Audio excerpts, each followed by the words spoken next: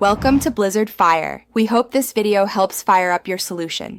You will start by confirming you have the correct CLI client installed and credentials. Once done, open a terminal and export environment variables so you avoid typing passwords. For example, export db host equals host export db user equals user.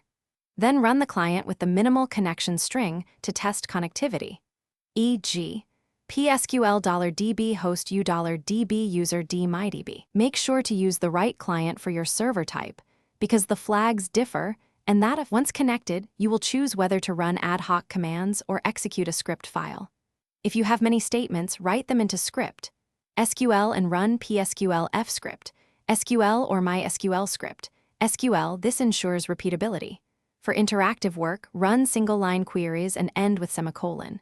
Use transactions to group changes. If something looks wrong, roll back.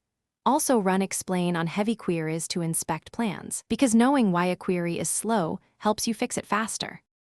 To finish, export or save results, and then close the session cleanly with \q or exit. If you need automated runs, schedule the client in cron or task scheduler and point to a secured credential store. If something goes wrong, first reproduce the failing command interactively, then check server logs and ensure your user has necessary permissions.